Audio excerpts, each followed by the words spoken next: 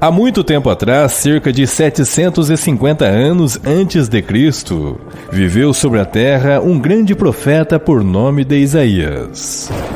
Este escreveu o livro profético mais extenso da Bíblia Sagrada e foi o maior profeta messiânico do Antigo Testamento. Um homem que profetizou a vinda de Jesus Cristo e viu a glória de Deus Todo-Poderoso. No entanto, você sabe qual é a verdadeira história do profeta Isaías?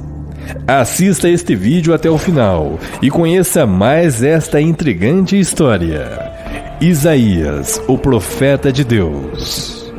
Mas antes, dê o seu like, curta e compartilhe. Caso não seja inscrito, inscreva-se em nosso canal. E não se esqueça de ativar o sino de notificações para não perder nenhum vídeo interessante como este.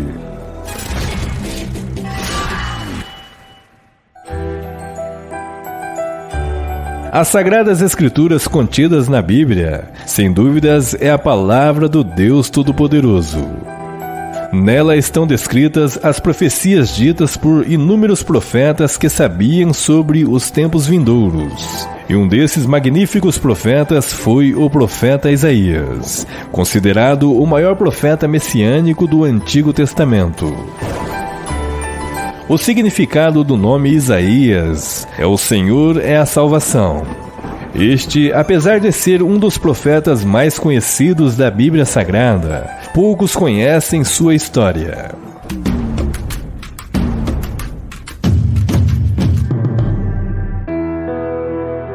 A história conta que o profeta Isaías era filho de Amós, que por sua vez era membro de uma família real. Isaías era casado, e nas Sagradas Escrituras, sua esposa era chamada de a profetisa, de acordo com Isaías 8, versículo 3. Não se sabe ao certo por que ela era chamada assim, mas tudo indica que ela também profetizava.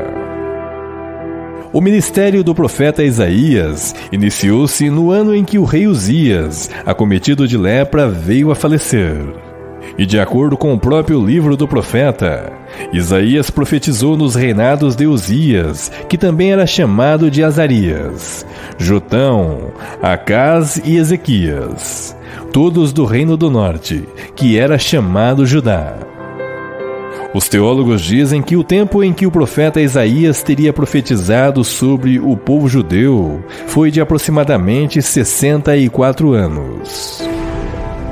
A história conta que o ministério profético de Isaías iniciou-se com uma tremenda visão da glória de Deus.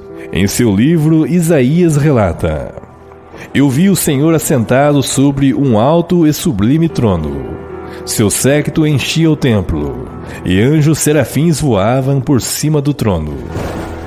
Cada um tinha 6 asas, e a reverência desses anjos era tanta, que com 2 asas cobriam seus rostos, e com 2 cobriam seus pés, e voavam com outras 2.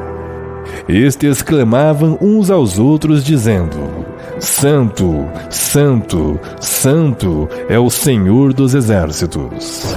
Toda a terra está cheia da sua glória. Isaías, vendo esta visão, observa que os umbrais das portas se moviam à medida que estes anjos clamavam, e o templo encheu-se de fumaça.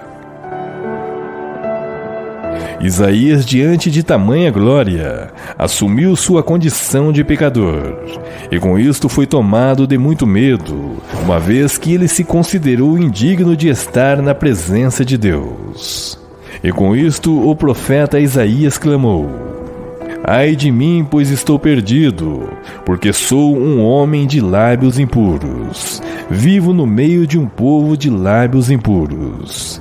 E agora meus olhos viram o Rei, o Senhor dos Exércitos. Porém, um dos serafins voou para Isaías, trazendo uma brasa viva, que tirara do altar de Deus com uma tenaz. Este tocou os lábios do profeta e disse: Eis que isto te tocou os seus lábios, e a tua iniquidade foi tirada, e expiada o teu pecado.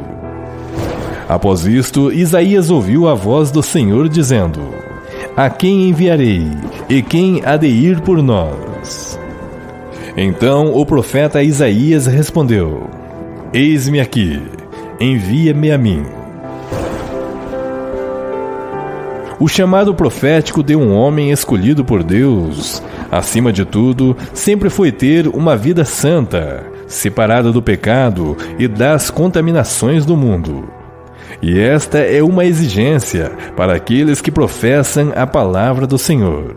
E poucos são aqueles que estão dispostos a se purificar em seu modo de pensar, agir ou falar. A grande lição que o profeta Isaías teve diante da glória de Deus foi reconhecer sua fraqueza, sua pequenez, e o quanto o homem é indigno diante da presença do Criador. E com isto observa-se que o profeta teve que renunciar certos hábitos que eram contrários à sua missão, pois ele não poderia falar palavras de condenação e exortação do povo de Israel, se fosse conivente com seus atos. Com isto, a renúncia de seu comportamento foi necessária, pois o profeta reconheceu a sua situação espiritual e sua fraqueza. No entanto, o profeta obteve a autoridade do Senhor para falar com a nação idólatra que Israel havia se tornado. A história conta que o profeta Isaías viu surgir o crescimento de um novo império, que era da nação assíria, e testemunhou a queda do reino do norte de Israel. Esteve presente quando o reino de Judá passava por uma grande crise e alertou a nação, bem como o rei que governava Israel sobre a fidelidade para com Deus. Pois toda a nação israelita, tais como Judá e Jerusalém, estava inundado na idolatria e paganismo. No entanto, Isaías não se cansava de pregar a palavra de Deus.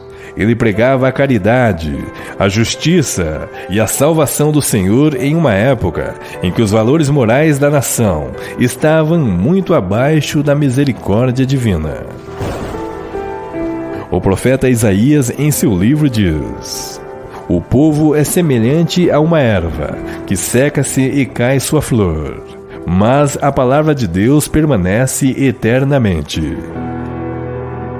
Alguns teólogos dizem que o livro de Isaías é, na verdade, um microcosmo de toda a Bíblia, pois ela a corresponde em sua totalidade. E, coincidentemente, quando se compara a Bíblia Sagrada com o livro de Isaías, nota-se que a Bíblia possui 66 livros, que corresponde aos 66 capítulos do livro de Isaías.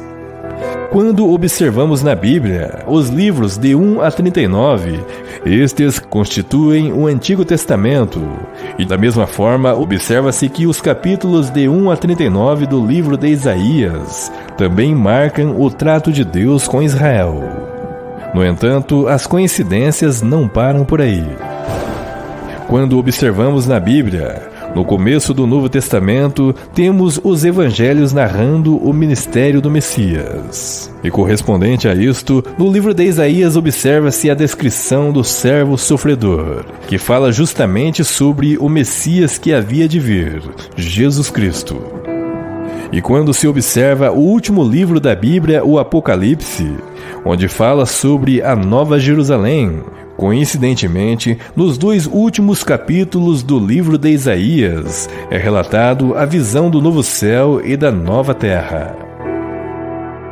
A descrição do servo sofredor é o capítulo mais famoso do livro de Isaías, o de número 53, onde fala o seguinte: Quem deu crédito à nossa pregação? E a quem se manifestou o braço do Senhor? Porque foi subindo como o renovo perante ele, e como raiz de uma terra seca, não tinha beleza nem formosura.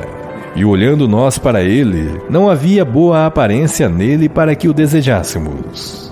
Era desprezado e o mais rejeitado entre os homens, homem de dores e experimentado nos trabalhos. E como um de quem os homens escondiam o rosto, era desprezado, e não fizemos dele caso algum. Verdadeiramente Ele tomou sobre si as nossas enfermidades, e as nossas dores levou sobre si. E nós o reputávamos por aflito, ferido de Deus e oprimido.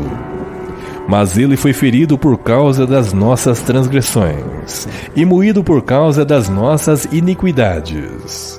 O castigo que nos traz a paz estava sobre Ele, e pelas suas pisaduras fomos sarados. Todos nós andávamos desgarrados como ovelhas, cada um se desviava pelo seu caminho, mas o Senhor fez cair sobre ele a iniquidade de nós todos. Ele foi oprimido e afligido, mas não abriu a sua boca. Como um cordeiro foi levado ao matadouro, e como a ovelha muda perante os seus tosqueadores, assim ele não abriu a sua boca. Da opressão e do juízo foi tirado. E quem contará o tempo da sua vida, porquanto foi cortado da terra dos viventes? Pela transgressão do meu povo ele foi atingido, e puseram a sua sepultura com os ímpios, e como o rico na morte, ainda que nunca cometeu injustiça, nem houve engano na sua boca. Todavia ao Senhor agradou moê-lo, fazendo-o enfermar. Quando a sua alma se puser por expiação do pecado, verá a sua posteridade, prolongará os seus dias, e o bom prazer do Senhor prosperará na sua mão. Ele verá o fruto do trabalho da sua alma, e ficará satisfeito. Com o seu conhecimento, o meu servo, o justo, justificará a muitos, porque as iniquidades deles levará sobre si. Por isso lhe darei a parte de muitos, e com os poderosos repartirá ele o despojo, porquanto derramou a sua alma na morte, e foi contado com os transgressores. Mas ele levou sobre si o pecado de muitos, e intercedeu pelos transgressores. Ao observarmos esses capítulos descritos no livro de Isaías, observamos que tudo isto se referencia a Jesus Cristo, o grande Messias, que viria após 750 anos.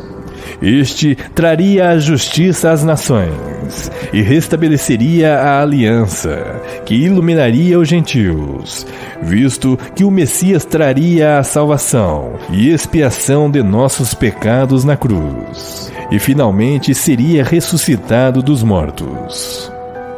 No entanto, a própria nação israelita falhou em compreender e aceitar a Jesus Cristo como o Messias, uma vez que a tradição judaica acredita que o servo sofredor descrito em Isaías 53 não se aplica ao Messias. E o fato de Jesus Cristo ter morrido na cruz para salvar seus escolhidos seria uma grande injustiça por parte de Deus. Pois para os judeus, nenhum inocente deve morrer no lugar de pecadores.